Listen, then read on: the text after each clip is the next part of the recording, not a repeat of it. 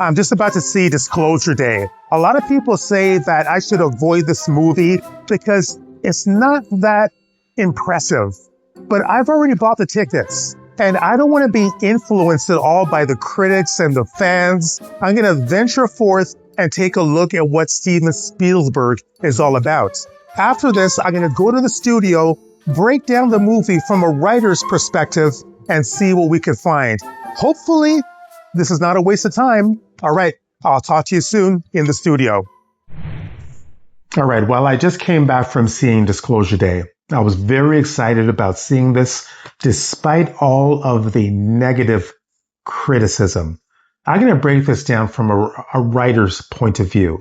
I've always been a Steven Spielberg fan, ever since Jaws, ever since E.T., ever since Close Encounters of the Third Kind, Minority Report, War of the Worlds, Jurassic Park. I've always been there. So when I heard these people are saying that this is not very good, I had to question them. We are heavily influenced. You may not think so. Some people say, well, I'm not influenced by commercials or by advertisements or what have you, or by other people's opinion. But we are. We're like sponges. We soak it up. A lot of your choices, the things that you do, are influenced by other people's decisions, by other people's convictions. And I was very tempted to say, I'm not going to watch this because of what the critics have to say or some of the fans have to say.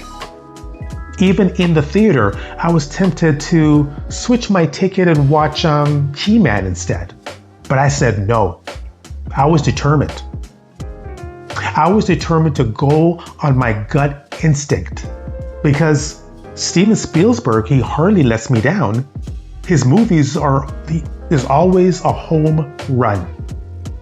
Now, did I like this movie or did I not like this movie? I'm going to get to that soon. I think what is important to understand when you're going into this movie is that there is 3 camps or 3 chains or 3 mentalities that people have. Now, the first group that wants to see this, they want to see it because of the conspiracy theories that's been circulating since 1947, and they like to watch videos and documentaries about Roswell. And in fact, last year, I believe it was in February, there was Age of Disclosure, a documentary, and this movie, it highlights some of those things from the documentary as well. So there was a lot of going on in the, I guess, UFO community. There's communities everywhere. Anyways, so in the UFO community, people were going hysterical. They wanted to see this. They couldn't wait for the truth to come out. What has the government been hiding for decades?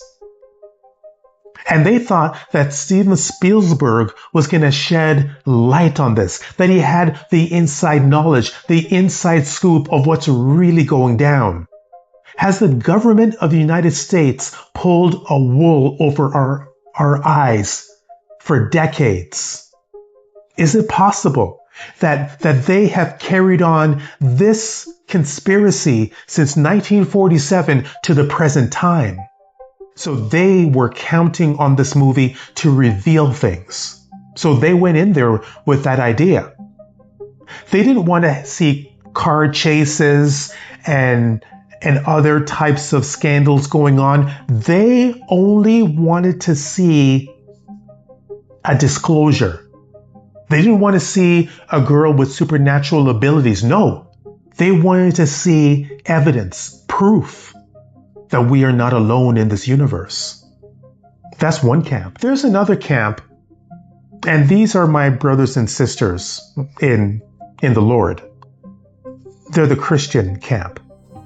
And some of them saw the trailer, and some of them heard all of the hype about it, that this movie is going to rock. It's going to create such a hurricane, such a tornado in Christianity, because it's going to be revealed that there's a deities, or almost like deities, that's created everything, and it's not the God in the Bible.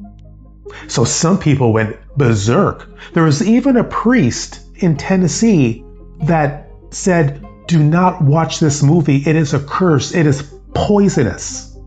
That's what he said. So that's the second camp. You have a third camp. The third camp is kind of where I belong. That's the writer. Or better yet, that's the people that really enjoy a good story. Such as myself and such as my executive producer, Oral Brooks, that we went to the theater together. We enjoy stories when they're written really well, especially for me. So I went in there with that mentality. Am I a believer? Do I believe in UFOs? Probably not to the extent that Steven Spielberg believes in it, or not to the extent that this movie develops the whole idea of extraterrestrials and grays and all of these sorts of things. But that's not why I watched the movie. I didn't watch this movie to confirm or to test my ideas or my worldviews or my theology, whatever it is. No, I just simply watched it to be entertained. I believe that there is something out there. Now, are they on Earth moving around, and are they shapeshifters? Are there hybrids? No, I don't think so. I'm not going to fully question people that believe in it, but I think there's something else going on. But for me, it was just sheer entertainment. That's what I went in there for, sheer entertainment. Now, these are 5 points that I've received from the movie that would help you as a writer. If you are a writer watching this, these 5 points will help you. Now, point number 1. Big ideas need small anchors. The movie tackles massive cosmic secrets, but it filters everything through Margaret, an everyday weather reporter. The person that plays Margaret is Emily Blunt, and she pulled off this role incredibly. Because this is such a big story, it could have went haywire. It could have went all around the world and just totally not focused, because the ideas are big. But if you have a big idea, you need to break it down. You need to anchor it into somebody, into a family, into a person. And that's what Steven Spielberg did with this movie. He personalized it. And one of my favorite actors right now, is Emily Blunt. Because if you watch the movie, everything is in her eyes. The story develops through her eyes. And a little bit of a spoiler here, as she develops supernatural abilities. They were dormant for a while, and she's sort of like a hybrid. But I don't want to give too much of it away. So that's point number 1. Point number 2, weaponize inner conflict. The script forces a clash between absolute science and deep faith, comparing alien tech directly to the visions of saints and angels. Every story needs conflict, and this one has it, because you have aliens, and then you have people of faith, people that believe that God created the entire universe. And then you have people that believe in these alien beings. So right away, it creates an uneasy conflict. Some people don't like conflicts at all. If you're a person that doesn't like these type of conflicts, then you may not like this movie. But I want to challenge you on that. Every movie, there's a conflict. There's a struggle. That's what keeps us engaged. That's what keeps us watching. Point number 3. Human greed outsmarts alien monsters. The real threats in the story isn't the unknown creatures. It's the cold corporate empire willing to kill to keep it a secret. And within this movie, the monsters and the threats, they're not the Greys, they're not the aliens. It's actually almost like a government or an offshoot of the government whose whole goal is to keep this secret buried and to go out of their way to keep it buried. That's the threat. I'm reminded of The Walking Dead. Now, when you watch The Walking Dead, the threat, you may think the threat is from the zombies or the walkers. They're not the monsters. The monsters are the human beings that has lost all hope and has lost all rational thinking. Those are the monsters, and they form groups. So when you're writing your story, be inspired by this. Figure out who are the true monsters in your story. Point number 4. Light the fuse with a defiant act. The story doesn't wait around for things to happen. It explodes the moment Dr. Kilner breaks the law and steals the data. So every good story, it starts off with an explosion. Now, the character, the main character, if it's a good story, he doesn't just sit around and wait for something to happen. The protagonist, he moves or she moves the story forward. And that's what I like about this. There's some stories that you're waiting and you're looking at your watch and you're saying, when is this thing gonna get off the ground? In fact, I was watching a movie the other day ago, a zombie movie. I mentioned The Walking Dead, but I was watching a zombie movie and I was looking at my watch waiting for this thing to really start moving. Because the main character, she was great, but she wasn't fantastic like Emily Blunt's character.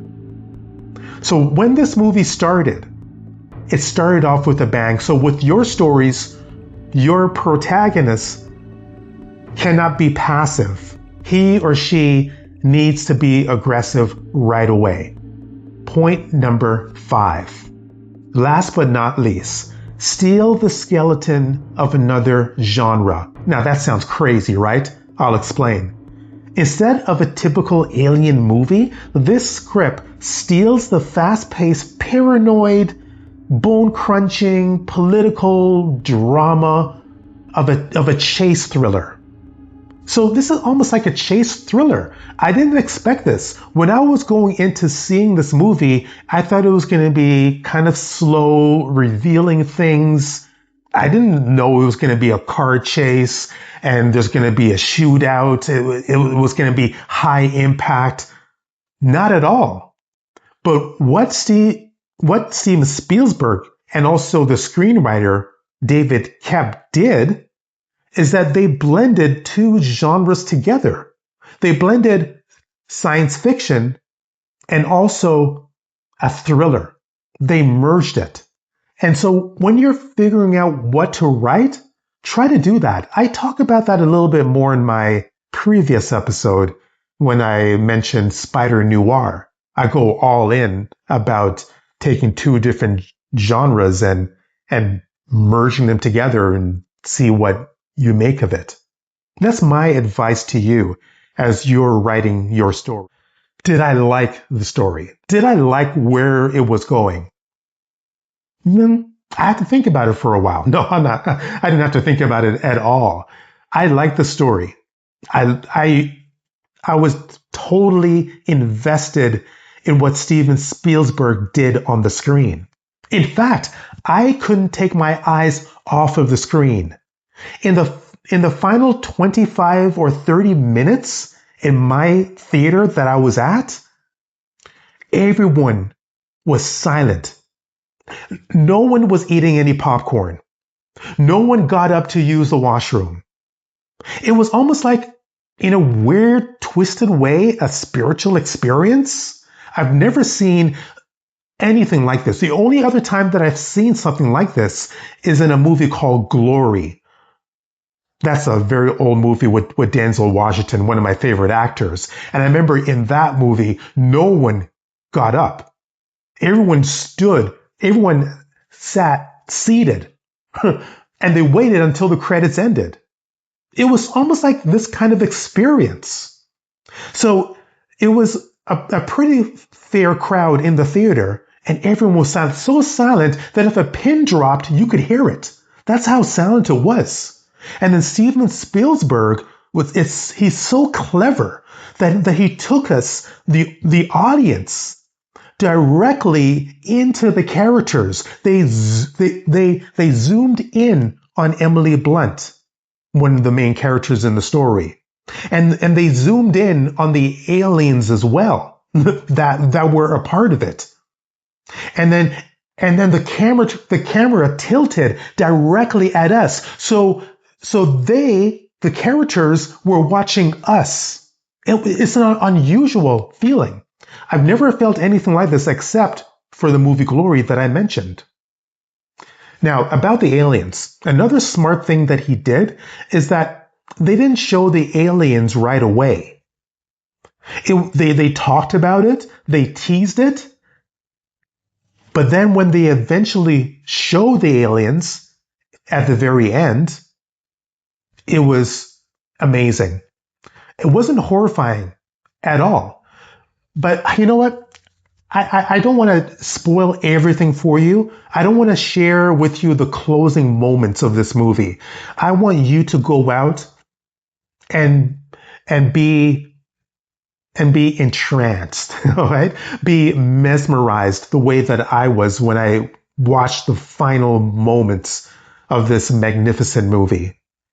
And I'm not one of those people that cries in movies. I've seen a lot of sad movies. I don't really cry all that often. But there was a part at the end of this movie, I'm not going to lie to you, I had some tears in my eyes. I did. It was crazy. And my friend Oral was right beside me. I'm like, well, I don't want to cry in front of Oral. That's not very manly. But I said to Oral, I said, this is a beautiful movie. The writing is absolutely beautiful. I wasn't crying because of the characters and what happened, but I was inspired as one writer, Steven Spielberg and David Koepp, who put together this movie, to another writer, I was inspired to keep on writing. And I felt like going out of the theater and I felt like writing an entire novel. And I still feel like that even more. I feel like writing way more stories. So when a story is told really good, it can bring tears to your eyes. This, I give 5 golden compasses out of 5. Because as it stands, this is my favorite movie so far this year. And I've seen some pretty good movies, such as Hail Mary and other movies as well. But this one tops it for me because of the sheer ability of taking a known entity such as aliens and bringing it to life in a way that I've never seen it before. It was so believable that I think that if aliens were to land, this will be Earth's response. Now, Steven Spielberg, he wanted to, in a way, and this may seem a little bit naive, but his goal is to bring people together. And there's a beautiful moment, and I'm not going to take anything away from you. I think that's what he was getting at. He knows, and as you know, that the world is divided with skin color, with belief systems, with political leanings. But there was moments in this movie when none of that mattered. They were all on the same team, the human race. That's where we need to be in real life. Can we get there? Can one movie bring us together? Again, this is just a movie. But the lessons that we can learn from this, we could take with us. That's about it. That's all I have for now. If you want to get more engrossed in sci-fi drama and thrillers, then check out my podcast, Welcome to Earth Stories.